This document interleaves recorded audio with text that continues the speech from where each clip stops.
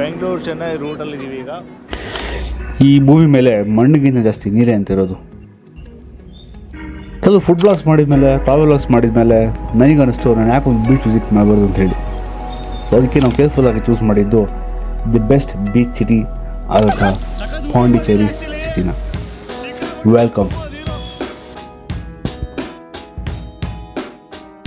ನಾವು ಯೂಟ್ಯೂಬ್ ಹೊಸಬ್ರು, ನಮ್ಮನ್ನು ಸಪೋರ್ಟ್ ಮಾಡಿ, ಓಕೆನಾ? So we took a small break for breakfast. So ಇವಾಗ ಬ್ರೇಕ್ಫಾಸ್ಟ್ ಮಾಡಿಕೊಂಡು ನಾವು ಮೋಸ್ಟ್ಲಿ ಇನ್ನೊಂದು 3-4 ಅವರ್ಸ್ ಹಿಡಿಯುತ್ತೆ ಪಾಂಡಿಚೇರಿ ರೀಚ್ ಆಗೋದಕ್ಕೆ. ಸೊ ಪಾಂಡಿಚೇರಿಲಿ ಹೋಟೆಲೆಲ್ಲ ಆ್ಯಕ್ಚುಲಿ ಮಾಡಿ ಎಲ್ಲ ಸೆಟ್ ಮಾಡಿ ಇಟ್ಟಿದ್ದೀವಿ. ಜಸ್ಟ್ ಹೋಗಿದ ತಕ್ಷಣ ಚೆಕ್ಔಟ್ ಮಾಡೋದು. ಸೊ ಇದು ಒಂದು ಸಣ್ಣ ಬ್ರೇಕು ಬ್ರೇಕ್ಫಾಸ್ಟ್ ಮಾಡೋದಕ್ಕೋಸ್ಕರ. ನೋಡ್ತಾ ಇರ್ಬೋದು ಓಪನ್ ಆಗ್ತಾಯಿದೆ, ಹೊಟ್ಟೆಗೆ ಅನಿಸ್ತಾ ಇದೆ ತುಂಬ. ಸೊ ಬ್ರೇಕ್ಫಾಸ್ಟ್ ಮಾಡಿಕೊಂಡು ಸಿಗ್ತೀನಿ.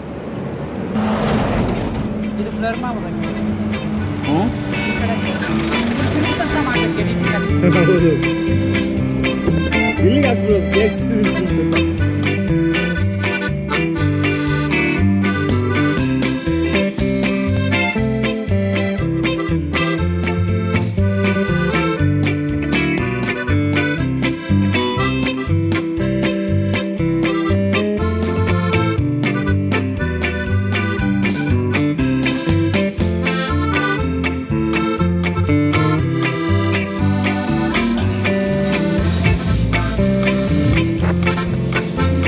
ಆ್ಯಕ್ಚುಲಿ ನಾವು ವೈನಾಡ್ಗೆ ಹೋಗೋಣ ಅಂತ ಪ್ಲ್ಯಾನ್ ಮಾಡಿದ್ದು.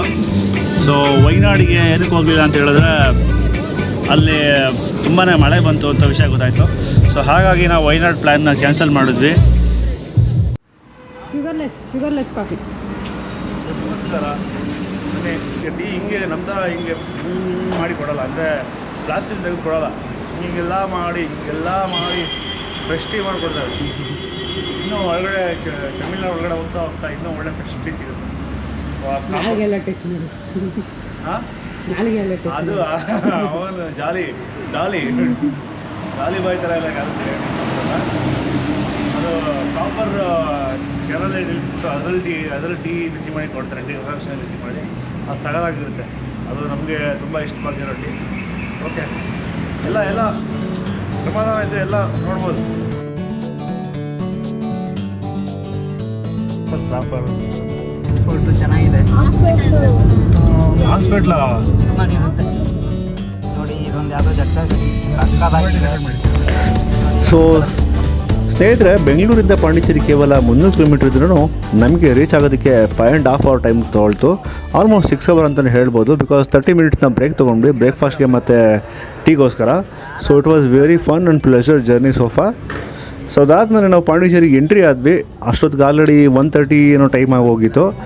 ಸೊ ನಾವು ಹೋಟೆಲ್ನ ಮೊದಲೇ ಬುಕ್ ಮಾಡಿಟ್ಟಿರೋದ್ರಿಂದ ನಮಗೇನು ಬೇರೆ ಟೆನ್ಷನ್ ಇರಲಿಲ್ಲ. ಸೊ ಈಸಿಯಾಗಿ ನಾವು ಹೋಗ್ಬಿಟ್ಟು ಹೋಟೆಲ್ನ ಚೆಕ್-ಇನ್ ಮಾಡಿದ್ವಿ. ಸೊ ಹೋಟೆಲ್ ನೋಡೋದಕ್ಕೆ ಈ ಥರ ಇದೆ. ಈ ಥರ ಆ್ಯಕ್ಚುಲಿ 2 ಬೆಡ್ರೂಮ್ಸ್ ತೊಗೊಂಡಿದ್ದೀವಿ. ಸೂಪರ್ ಆಗಿದೆ ಆ್ಯಕ್ಚುಲಿ ರೂಮು. ಒಂದೊಂದು ರೂಮು ನೋಡಿ ಎಷ್ಟು ದೊಡ್ಡದಿದೆ ಅಂಥೇಳಿ.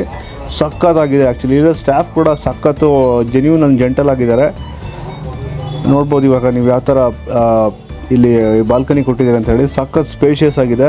ಈ ಹೋಟೆಲ್ ನೇಮು ಮತ್ತು ಲೊಕೇಶನ್ನ ನಾನು ಅಲ್ಲಿ ಡಿಸ್ಕ್ರಿಪ್ಷನಲ್ಲಿ ಹಾಕ್ತೀನಿ. ನೀವು ಕೂಡ ಇಲ್ಲಿ ಬಂದು ಸ್ಟೇ ಆಗ್ಬೋದು. I recommend this hotel.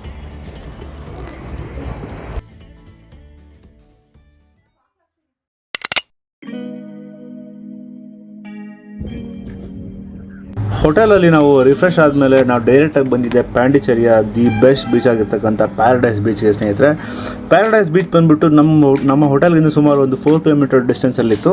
It was very nice beach. Actually we enjoyed a lot. ಅಷ್ಟೇ ಅಲ್ಲ, ಪ್ಯಾರಡೈಸ್ ಬೀಚಲ್ಲಿ ಎಲ್ಲ ಫೆಸಿಲಿಟಿ ಕೂಡ ಇದೆ. ನೀವು ಬೀಚಿಂದ ಆಟ ಆಡ್ಕೊಂಡು ಬಂದಮೇಲೆ ನಿಮಗೆ ಫ್ರೆಶನ್ ಅಪ್ ಆಗೋದಕ್ಕೆ ಡ್ರೆಸ್ ರೂಮ್, ಚೇಂಜಿಂಗ್ ರೂಮ್ ಮತ್ತು bathroom everything is there.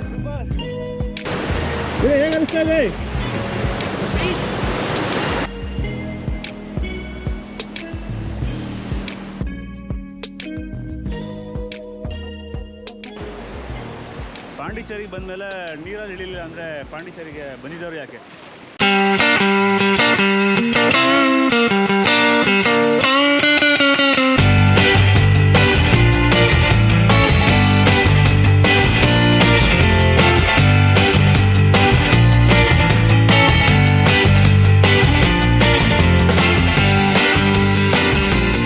Guys ಇಲ್ಲಿ ನೋಡ್ತಾ ಇದ್ದೀರಲ್ಲ ಎದುರುಗಡೆಗೆ ಈ ಹಟ್ಟು ಬಂದ್ಬಿಟ್ಟು ಇಲ್ಲಿ ಚೇರ್ಸ್ ಏನು ನೋಡ್ತಾ ಇದ್ದೀರಾ.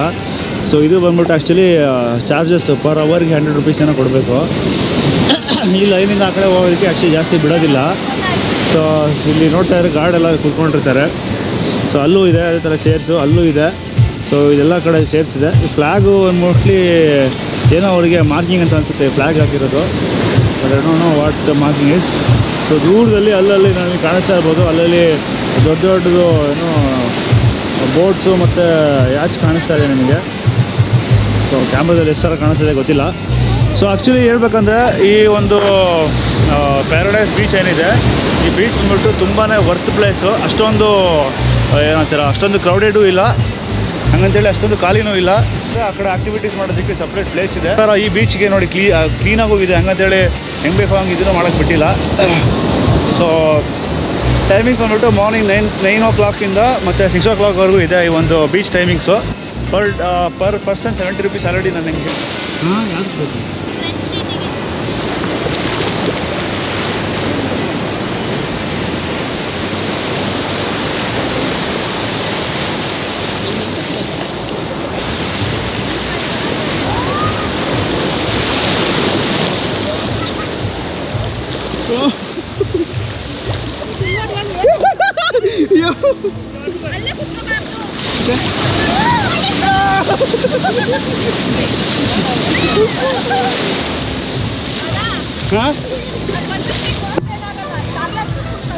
ಹೌದು, ಒನ್ ಮೋರ್ ಟ್ರೈ. ಇವಾಗ ಈ ಹೊಸ ಸಿ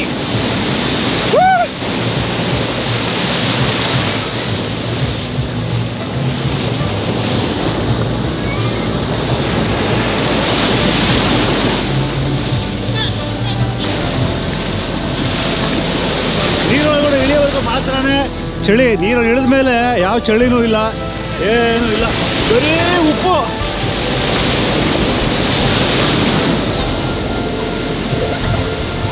ನಮಗಂತೂ ಆ್ಯಕ್ಚುಲಿ ಆ ಬೀಚಿಂದ ಹೊರಗಡೆ ಹೋಗೋದಕ್ಕೆ ಮನಸ್ಸೇ ಬರ್ತಾ ಇಲ್ಲ. ಇನ್ನೊಂದು ಸ್ವಲ್ಪ ಹೊತ್ತು ಅಲ್ಲೇ ಇರಬೇಕಿತ್ತು, ಆಟ ಆಡಬೇಕಿತ್ತು ಅಂತ ಅನಿಸ್ತಾನೆ ಇತ್ತು. ಸೊ ಅದೇನೋ ಗೊತ್ತಿಲ್ಲ, ಆ ನೀರಲ್ಲಿ ಆಟ ಆಡ್ತಾ ಇದ್ದರೆ ಒಂಥರ ರಿಕ್ರಿಯೇಷನ್, ಒಂಥರ ಪೀಸ್ ಆಫ್ ಮೈಂಡ್ ಸಿಗ್ತಾ ಇತ್ತು, ಒಂಥರ ರಿಲ್ಯಾಕ್ಸಿಂಗ್ ಆಗಿತ್ತು. Actually it was very very fun and memorable moment for us. ತುಂಬಾ ಚೆನ್ನಾಗಿತ್ತು. ಸೊ ನೀವು ಇಲ್ಲಿವರೆಗೂ ಏನು ನೋಡಿದ್ದೀರಾ, ಇದೆಲ್ಲ ಬಂದ್ಬಿಟ್ಟು day 1 of Pondicherry. I'll come up with the next vlog with the day 2 and day 3 of Pondicherry.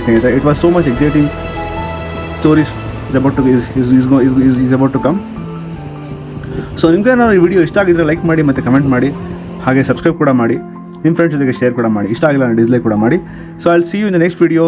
Thank you for watching.